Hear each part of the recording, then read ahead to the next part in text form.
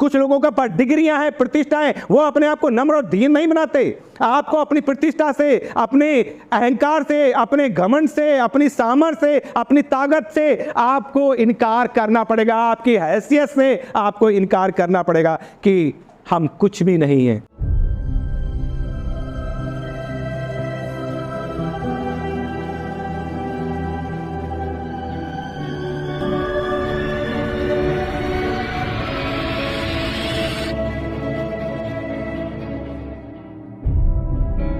आइए आज के आत्मिक भोजन के लिए हमने वचन लिया है मरकुस समाचार उसका 8 अध्याय और 34 पद। प्लीज पढ़ेंगे। उसने भीड़ को अपने चेलों समेत पास बुलाकर उनसे कहा, जो कोई मेरे पीछे आना चाहते हैं वह अपने आप से इनकार करे और अपना क्रूस उठाकर मेरे पीछे बोले। उसने भीड़ को अपने चेलों समेत पास बुलाकर उनसे कहा, जो कोई मेरे पीछे आना चाहे वह अपने आप से इनकार करे और अपना क्रूस उठाकर मेरे पीछे हो ले। तो यहाँ पर 3 बात विशेष करें। पहली चीज वचन कहता है, प्रभु यीशु ने कहा यदि कोई मेरे पीछे आना चाहे, यदि आप प्रभु के पीछे चलना चाहते हैं तो 3 काम हैं जो आपको करने पड़ेंगे। पहला काम अपने आप का इनकार करना, और दूसरी बात अपना क्रूस उठाना, और फिर उसके पीछे हो लेना। अपने आप का इनकार करना, इंग्लिश की बाइबल में इस प्रकार लिखा है, He must deny himself। अपने आप का इनकार करना। प्रभु यीशु मसीह के पीछे चलने के लिए सबसे पहला काम जो है वो करना है कि अपने आप का इनकार करना। क्या है इसका मतलब? अपने आप के इनकार का मतलब क्या है? अपनी प्रतिष्ठा से इनकार करना कि मैं कुछ भी नहीं हूं। यदि आपके पास, आप प्रभु के पीछे चल रहे हैं और आपके पास प्रतिष्ठा है, आपका समाज में बड़ा रुतबा है, समाज में आपके पास एक ओहदा या एक पद है, तो आप प्रभु के पीछे चल रहे हैं, तो प्रभु के पीछे चलने के लिए सबसे पहले का काम क्या है? अपने आप का इनकार करना। मतलब ये कि अपने आप को शून्य करना, अपने आप को जीरो बना देना कि मैं कुछ भी नहीं हूं। अपनी प्रतिष्ठा का इनकार करना, क्योंकि वचन कहता है कि जो अपने आप को छोटा बनाएगा वही बड़ा किया जाएगा। प्रभु यीशु मसीह ने क्या किया? उस वचन कहता है कि उसने अपने आप को इतना शून्य कर दिया कि दास का स्वरूप धारण कर लिया।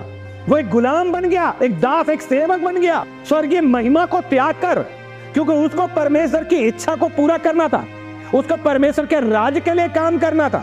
उसने क्या करा? अपने आप को इतना शून्य कर दिया कि दास का स्वरूप धारण किया। अपने आप का इनकार करना, मैं कुछ भी नहीं हूं। अपने आप का इनकार करने का मतलब है अपनी प्रतिष्ठा से, आपके घमंड से। यदि आपके पास पद है, प्रतिष्ठा है, पैसा है, शोहरत है, दौलत है, और आप अपने घमंड में और आप प्रभु के पीछे चल रहे, तो आप प्रभु के पीछे चल रहे, लेकिन प्रभु के पीछे चलने के लिए आपको अपने आप से इनकार करना पड़ेगा। अपने घमंड से, अपनी प्रतिष्ठा से, अपनी सामर्थ्य से और अपनी ताकत से, अपनी हैसियत से आपको इनकार करना पड़ेगा कि प्रभु मैं कुछ भी नहीं हूं। हम कुछ भी नहीं है। लोग प्रभु के पीछे तो चलते हैं, लेकिन कई बार ऐसा होता है कि वो अपने आप से इनकार नहीं करते, अपने आप का इनकार नहीं करते। He must deny himself। अपने आप का इनकार करना कि मैं कुछ भी नहीं हूं। हम प्रभु के पीछे चले, हमारे अंदर वही घमंड, वही अहंकार, वही स्वभाव, वही फितरत अगर हमारे अंदर है तो हम कैसे प्रभु के लोग? हमें अपने आप का इनकार करना है यदि प्रभु के पीछे चलना है तो, क्योंकि वचन स्पष्ट कहता है, जो कोई मेरे पीछे आना चाहे, जो कोई यीशु के पीछे आना चाहे वो करे। जो कोई मेरे पीछे आना चाहे वो पहला काम कह रहा है अपने आप से इनकार करे, और फिर वचन कहता है कि अपना क्रूस उठाए। यदि हम मत्ती समाचार 8 अध्याय उसका 22 पद को पढ़े, हाँ, तू मेरे पीछे बोले, हाँ, और मुर्दों को अपने मुर्दे गाड़ने दे। तू मेरे पीछे होले, फॉलो मी, मेरे पीछे होले। प्रभु के पीछे चलने के लिए अपने आप का इनकार करना पड़ेगा, जो सबसे कठिन काम है। हम प्रभु के पीछे चलते लेकिन अपने आप का इनकार नहीं कर पाते। देखिए, आप बाइबल पढ़ रहे हैं, आप चर्च में आ रहे हैं, आप उपवास भी रख सकते हैं, आप दुआ कर रहे हैं, आप अच्छे अच्छे भजन गा रहे हैं, आप दशमांश भी दे रहे हैं, लेकिन यदि आपने अपने पापों से पश्चाताप नहीं किया तब आप एक मसीह विश्वासी नहीं है, एक मसीह नहीं है। एक मसीह होने के लिए क्या करना पड़ेगा? सबसे पहला काम है अपने पापों से पश्चाताप करना पड़ेगा। प्रभु यीशु मसीह ने पहला प्रचार ही यही किया, क्या? मन फिराओ और अपने पापों से पश्चाताप करो। हमें पश्चाताप करना, हम चर्च में आ रहे हैं, हम बाइबल पढ़ रहे हैं, हम प्रार्थना कर रहे हैं, हम अच्छी भजन को गा रहे हैं, अच्छी संगति कर रहे हैं, लेकिन अभी भी हम उस पुरानी जिंदगी के साथ हैं, तो हम कैसे मसीह, हम कैसे विश्वासी? हम प्रभु के पीछे चल रहे हैं, लेकिन हमारी जिंदगी नहीं बदली, हमारे व्यवहार में कोई तब्दीली नहीं आई, हमारे कर्मों में कोई तब्दीली नहीं आई। जैसे पहले थे वैसे अब भी है, वही जीवन हमारा है, तो हमने पश्चाताप ही नहीं किया। और ऐसा जीवन कोई आशीष नहीं ला सकता, पश्चाताप करना पड़ेगा, क्योंकि एक म्यान में दो तलवारें नहीं रह सकती। एक व्यक्ति दो लोगों की सेवा नहीं कर सकता, एक व्यक्ति दो नाव में नहीं बैठ सकता कि आप सोच रहे चलेगा ऐसा ही। मसीहत में ऐसा नहीं चलता। बाइबल की शिक्षाएं विपरीत हैं, अलग हैं, अनोखी हैं। अपने पाप से पश्चाताप करना पड़ेगा आपको। यीशु के पीछे चलने के लिए आपको अपने पापों से पश्चाताप करना पड़ेगा। आप सोच रहे परमेश्वर आपका ही जैसा है कि हम प्रभु के पीछे भी चल रहे हैं? हो सकता है हम अच्छा भजन गाते हो, दशमांश देते हो, प्रार्थना करते हो, बाइबल अच्छी पढ़ लेते हो, लेकिन अपने पाप से पश्चाताप नहीं कर रहे। चर्च भी जा रहे हैं, लेकिन अपने पाप नहीं छोड़े, हमने उनको त्यागा ही नहीं, तो हम फिर विश्वासी नहीं, हम मसीह विश्वासी नहीं। और इसके लिए हमें क्या करना पड़ेगा? पश्चाताप करना पड़ेगा और यीशु को अंगीकार करना पड़ेगा। प्रभु यीशु मसीह पर विश्वास करके उसको ग्रहण करना पड़ेगा और उसकी शिक्षाओं पे चलना पड़ेगा, तब हमारा उद्धार होगा। और यहाँ प्रभु का वचन कह रहा है, अपने आप का इनकार करना।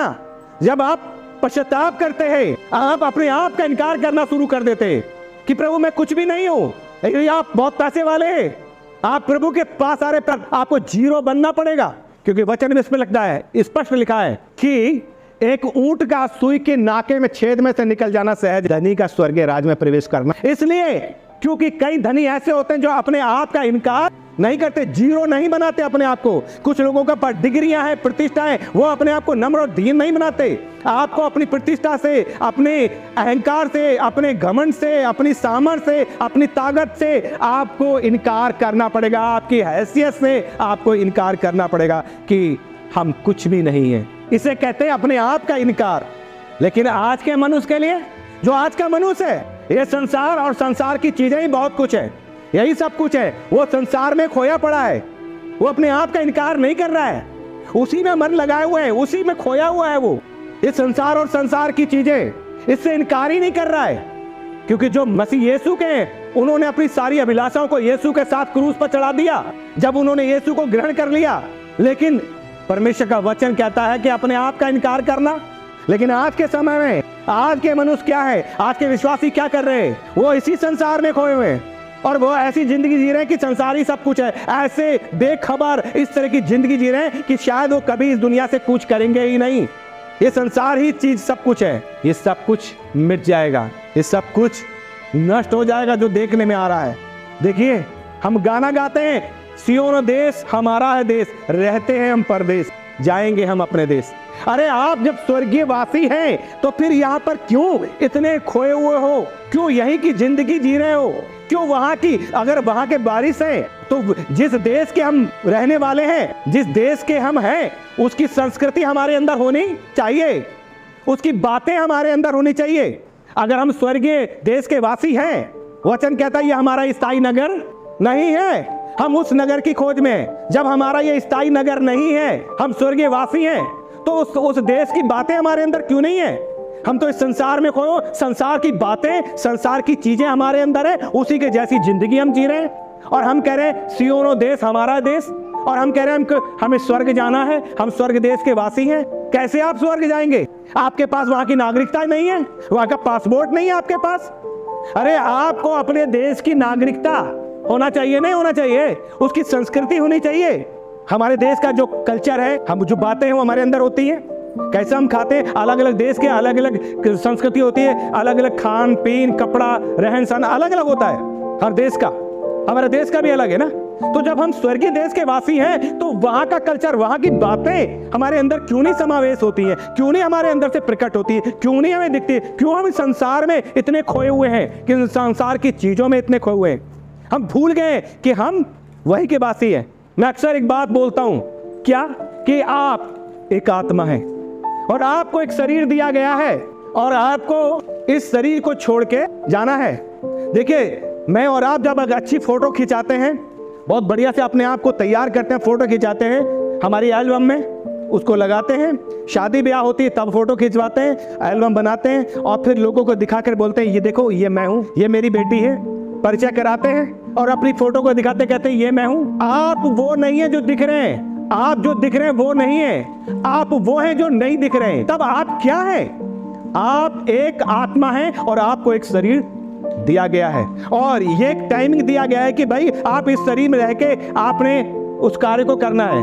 परमात्मा ने आपको इसलिए नहीं बनाया कि आप संसार में रहे, संसार में खो के रहें, बस उसी में उसने बना, वो परम आत्मा है, उसने आपको बनाया इसलिए कि आप इस संसार में रह करके उसके साथ संगति करें, उसके साथ, उस परम आत्मा के साथ बातचीत करें। लेकिन हम क्या कर रहे हैं? हम इस संसार में सांसारिक चीजों में इतने खो चुके हैं कि भूल गए कि हम हैं क्या। हम इस हान मास में इतना घमंड करने लगते हैं, इस डिग्री पर, इस पद पर, इस प्रतिष्ठा पर, कि हम उसी में खो जाते हैं, उस शोहरत में, उस हैसियत में, उस धन में इतने खो जाते हैं कि उस परम आत्मा से हम अलग होते जाते हैं, हटते जाते हैं। इसलिए प्रभु यीशु मसीह ने उस भीड़ के साथ अपने चेलों को भी बुलाकर कहा क्या?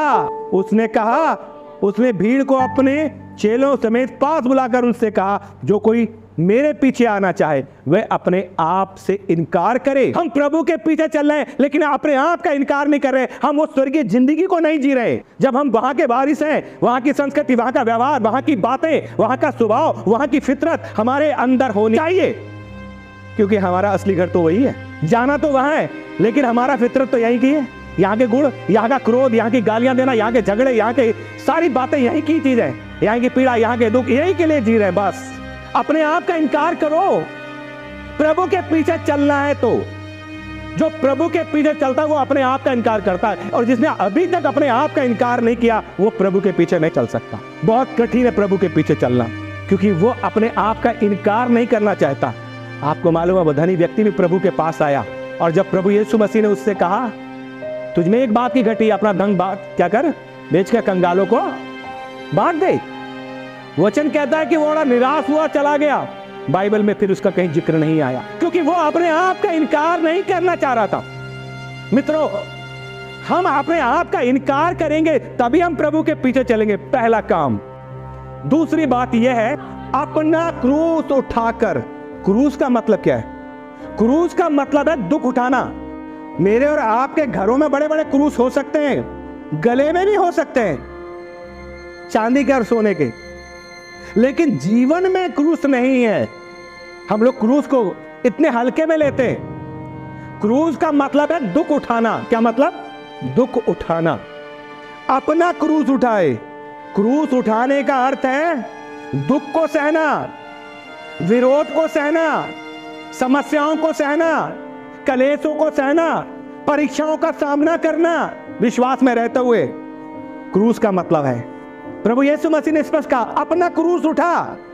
वो स्त्री जब यीशु मसीह क्रूस उठा के चल रहा था तो स्त्रियां रो रही थी, कह रही प्रभु हम तेरे लिए विलाप करते हैं। यीशु ने कहा मेरे लिए मत रो, हे यरूशलेम की स्त्रियों, अपने लिए और अपनी संतानों के लिए रो। क्रूस उठाना का मतलब है दुख उठाना। जब हम प्रभु के पीछे चलते हैं, विश्वास करते हैं, कई बार हम विरोध का सामना करते हैं, कई बार हम परीक्षाओं का सामना करते हैं, कई बार हम सताओं का सामना करते हैं, कई बार हम कलेश और झगड़ों का सामना करते हैं, कई बार बड़ी बड़ी कठिन समस्याएं हमारे सामने आती हैं, कई बार आर्थिक तंगियों का सामना करते हैं। क्रूस उठाने का मतलब है दुख उठाना, प्रभु के पीछे चलना। विरोध, आपको दुख सहना हो सकता है, आपको दुख सहना होगा, आपको विरोध सहना होगा, आपको कष्ट उठाना होगा, आपको समस्या का सामना करना होगा। क्रूस उठाने का मतलब है। लेकिन कुछ लोग क्रूस उठाना नहीं चाहते, उस क्रूस का इनकार कर देते हैं। प्रभु के पीछे तो चलते हैं लेकिन वो कहते सब कुछ अच्छा चलेगा तभी मैं प्रभु के पीछे चलूंगा, अगर कुछ समस्याएं आई तो वो कमजोर पड़ने लगते हैं। बहुत से लोग बड़ी बड़ी समस्याओं का सामना कर रहे हैं। मित्रों, अगर हम इसी जीवन में आशा रखते तो हमसे बड़ा अभागा कोई नहीं है।